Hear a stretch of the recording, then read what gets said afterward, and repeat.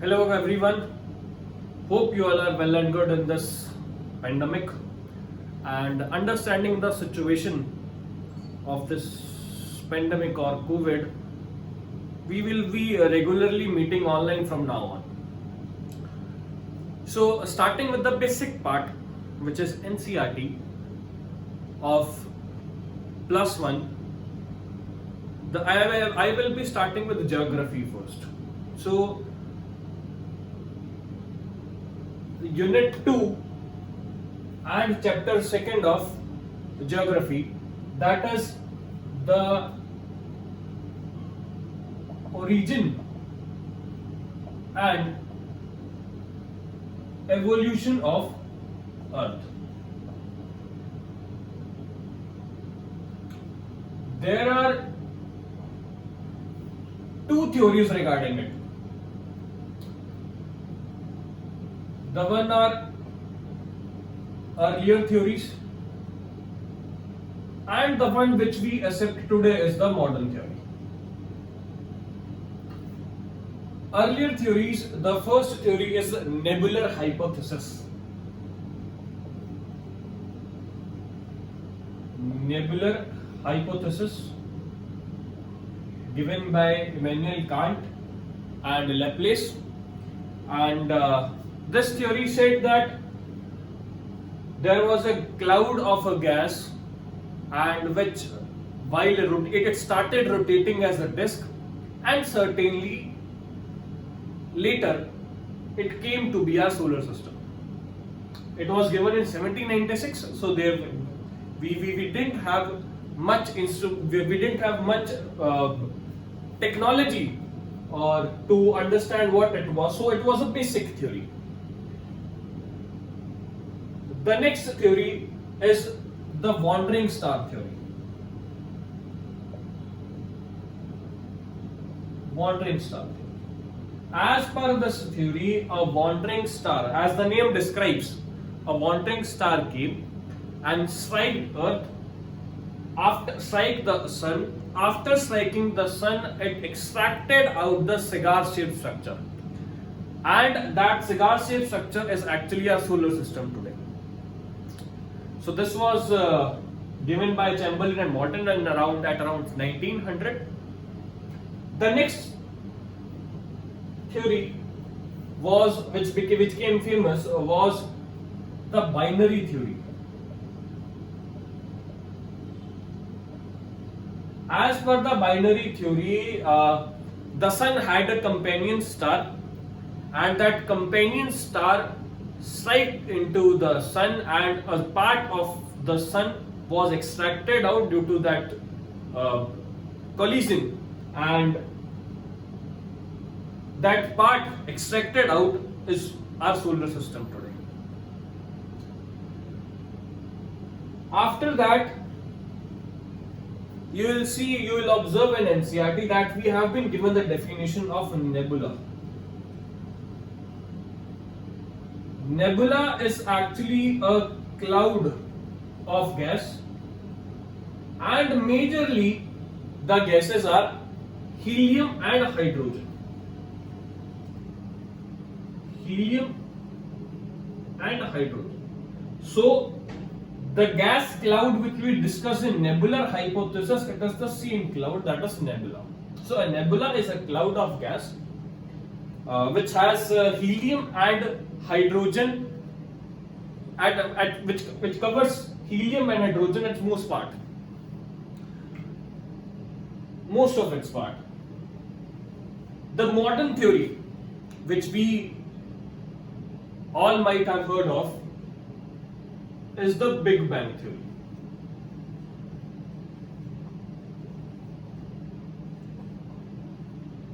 Or so called expanding universe. Expanding universe. Why expanding universe? This theory has been given in very detail and many steps. The first step which accounts is that we had a tiny ball. A tiny ball means a single atom. We had just a single atom. and that single atom had infinite density and infinite temperature. That infinite, due to that infinite density or infinite temperature, in the second step it is said that the tiny ball exploded. This tiny ball exploded, and as it exploded, all the material which was causing density, it came out to be expanding. And after some time, the first atom was, after around 3 minutes of this explosion, the first atom was formed. And the third step, it is said that after few time, the temperature dropped down to 4500 Kelvin. The temperature dropped down to 4500 Kelvin, and later the universe came to be transparent. Now, after the explosion, the expansion started, and as per this theory, this explosion is still in action. Explosion here means, it doesn't mean that the expansion is within the galaxies. It means to say that, say it is a single galaxy, another, the third one, and the fourth one. The distance between these galaxies is expanding, not the distance between a single galaxy expanding. It's not expanding. So the distance between the galaxy is expanding.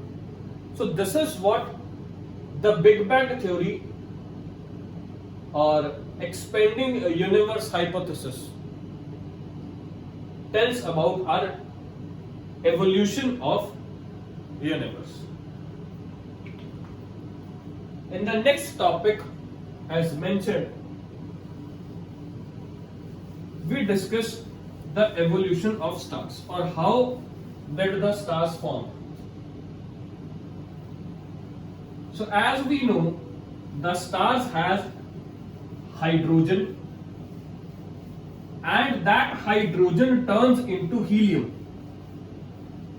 This conversion of hydrogen into helium,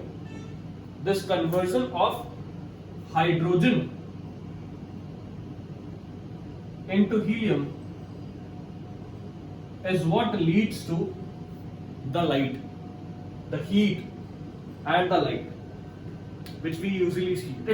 See, this conversion is not related with twinkling. The twinkling which we observe is due to the refraction.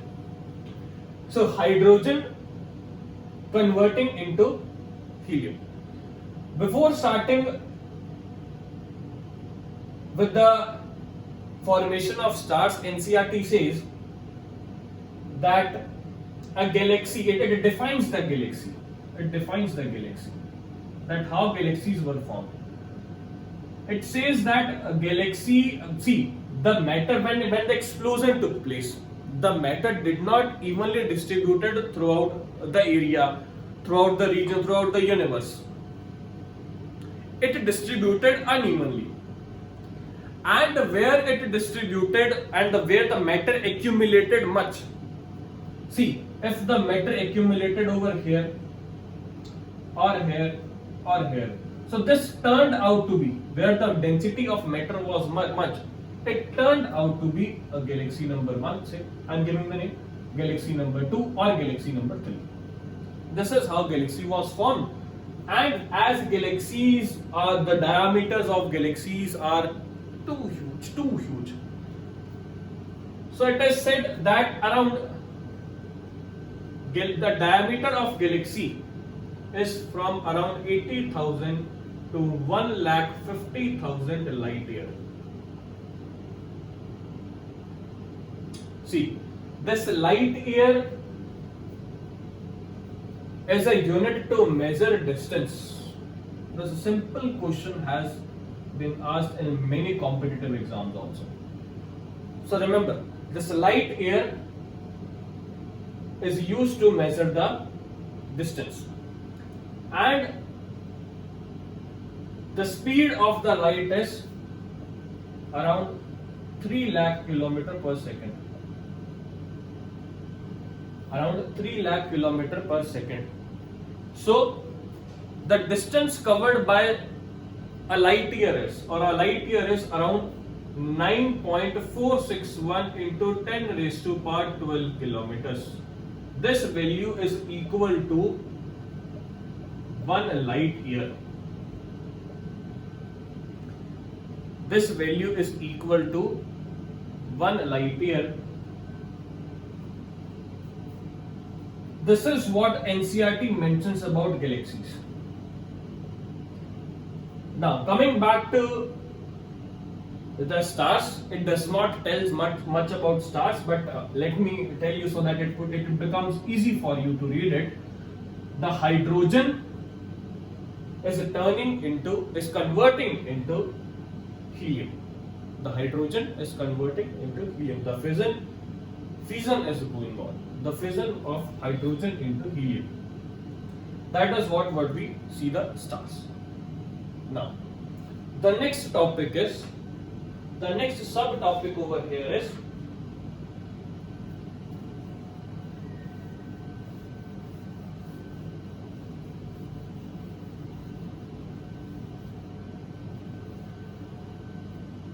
as it is mentioned in NCERT.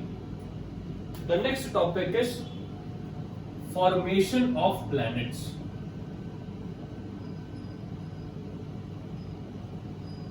Formation of planets. Starting from the solar system, coming to the stars, then galaxies, and the formation of planets. As per NCERT, the formation of planets, it mentions around three stages. The first stage is that the gravitational force, due to the gravitational force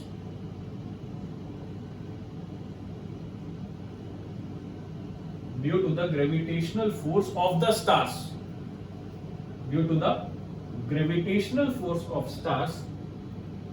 a disk came out to be rotating. A disk came out. For in case, say, a star formed over here, and this disk started rotating. It also mentions that we had, or the universe had, dust and gas. So in the second step, due to the gravitational force, this dust started accumulating. And this dust, small particles of dust, when they collided, or you can say due to the process of collision, they turned out to be planetesimals.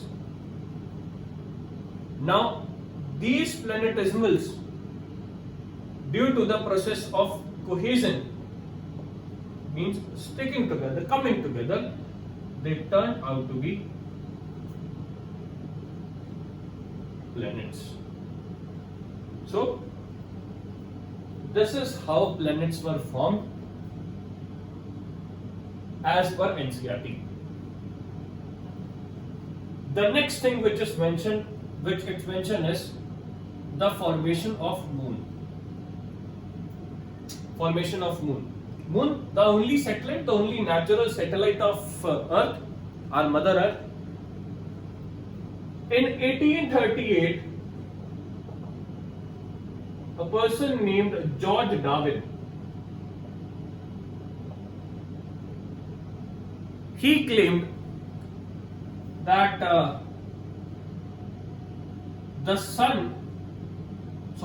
earth and the sun were together for once. In its initial stage, the earth and the moon were together in a dumbbell shape. It is very well mentioned in NCERT that they were in the shape of a dumbbell. So according to George Darwin, this moon, due to that the reason is not specified, so we will not be discussing over here. The moon separates from earth, and as we see, the moon is today the satellite. It proves, he tries to prove his point by saying that the depression in the Pacific Ocean, what is depression? Depression in geography language is, say, which is normally a region which is normally below the sea level, a depression wala point. So the depression in the Pacific Ocean where the water has been accumulated today, that depression is actually the proof, the evidence that at this point the Pacific Ocean was stick to Earth at its early stage. But the geographers do not take it as a reliable theory. So according to the modern theory regarding the formation of the moon is that a planet or an object which is around 1 to 3 times of the mass of the Mars, of today's Mars. Listen to me carefully. An object which is 1 to 3 times of mass of Mars collided into Earth, and the material separated from Earth is today's. This is what we consider as the theory of moon's formation. And this theory is known as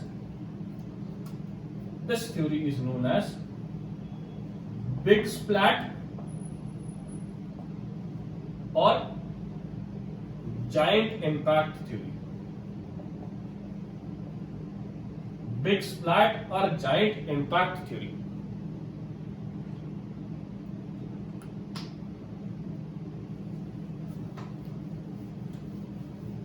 The next thing, after discussing the moon, the next thing we have is planets in our solar system. So as per NCERT, we have seen a planet, but usually we have 9 planets. Also, the Pluto in 2006 was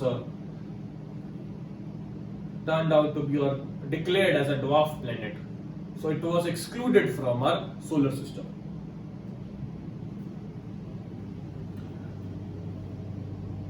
Also, a 10th planet has been cited by us, which is named as which was cited in 2003, around 2003. If the name is mentioned in the NCERT, you can very well look at it. And so we are left with around 8 planets, starting from Mercury. I hope I don't need to write them all over here. You might have studied in the earlier classes. So starting from the Mercury, Venus, Earth, Mars, all these 4 planets are actually the rocky planets.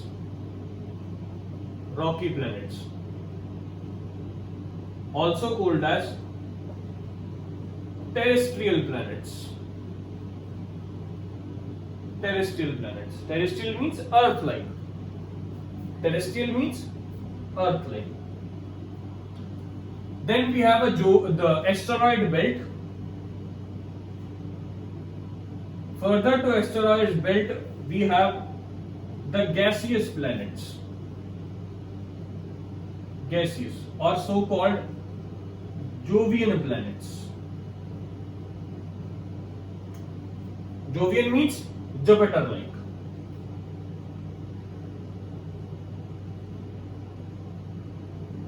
Jupiter-like. Jovian means Jupiter-like, and as per NCERT, again I am saying it, we have 63 moons, but the number is still increasing as we are discovering the universe more and more. Next topic, next subtopic in this chapter is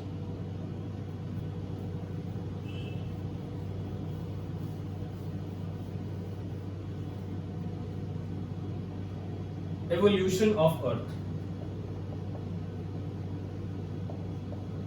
Evolution of Earth. Simple. No need to panic regarding this. Just listen. No need to make any notes. We might have studied in the earlier classes that there are three spheres of Earth. The one is a lithosphere, hydrosphere, and the atmosphere.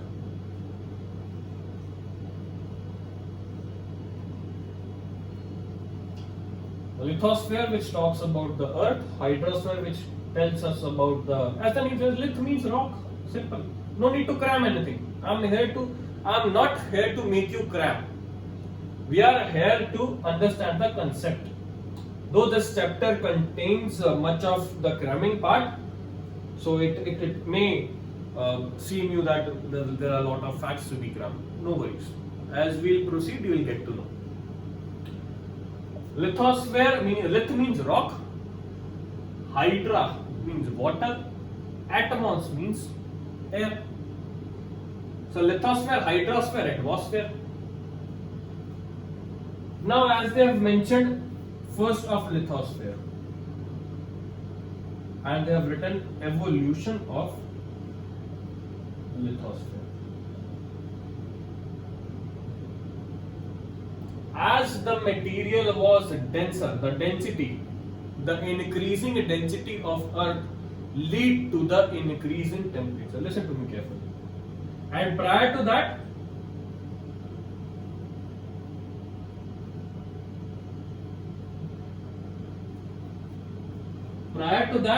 the Earth, the condition or the situation of the Earth was very volatile. After that, due to much density, high density, and this density lead to high temperature, the material in the Earth started differentiating. How it started differentiating? It started differentiating in a way that the heavier material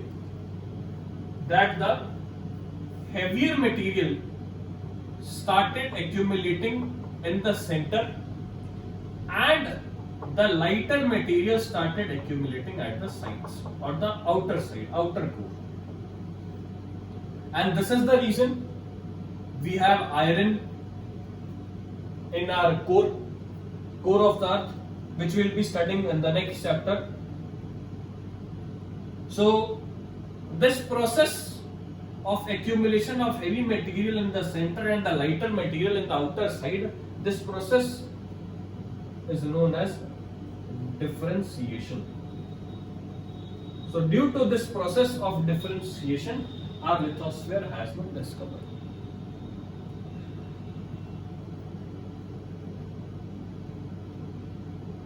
Sorry, it was development of the lithosphere. It is development of lithosphere.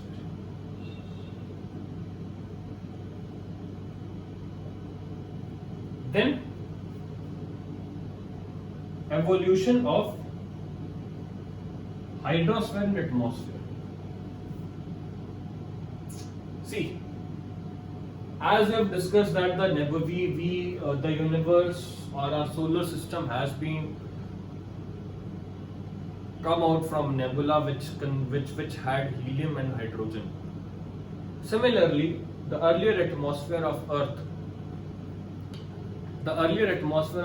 had water vapor, hydrogen, ammonia, but much less of, very less of oxygen and nitrogen. So how it turned out to be 78, as we found today, 78% of nitrogen and 28% of 28% of oxygen. It has been mentioned in this evolution. The NCERT says, mention this evolution. In the first step, it says that due to solar winds,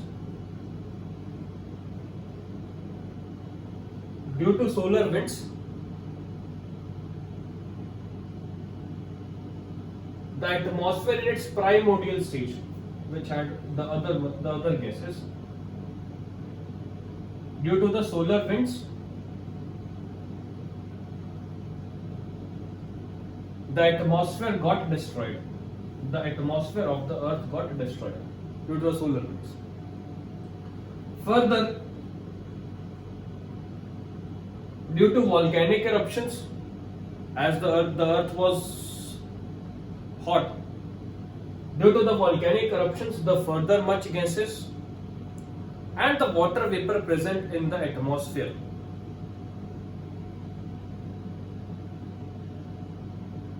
started rising up.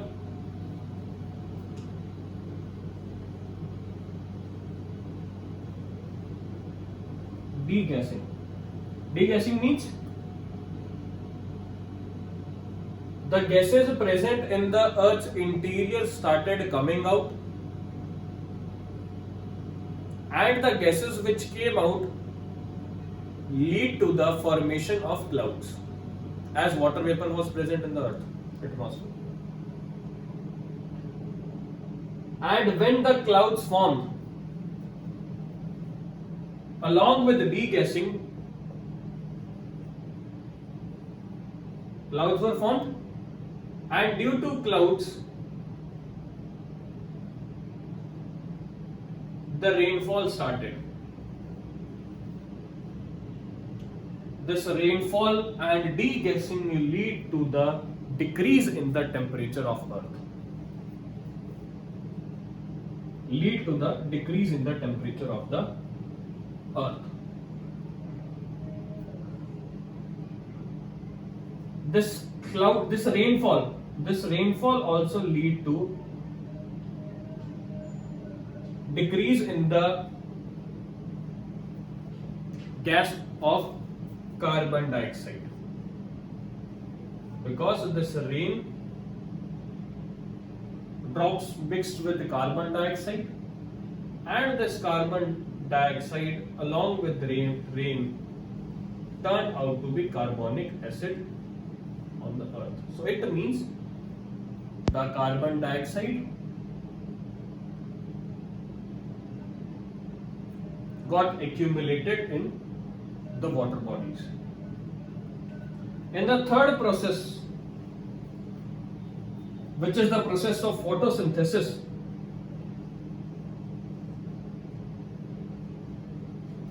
by an algae, blue-green algae, by an algae that is blue-green algae. The scientific name of blue-green algae is cyanobacteria. As we know, we have heard this name, cyan color. that peacock color, cyan color. So blue green is the peacock color, cyan color, cyanobacteria. This cyanobacteria started the process of photosynthesis. This photosynthesis lead to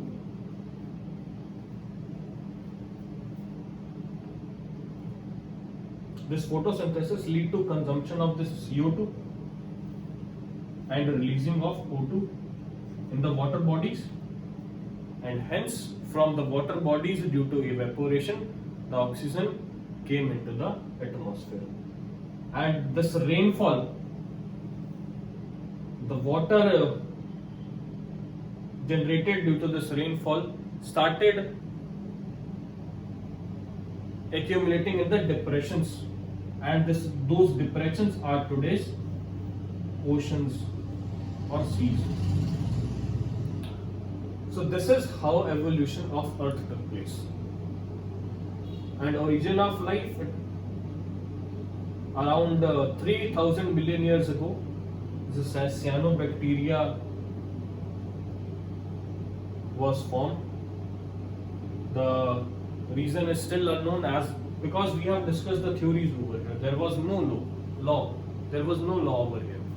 So these theories are being discovered further, and this is what the origin and evolution of Earth in NCERT tells you about.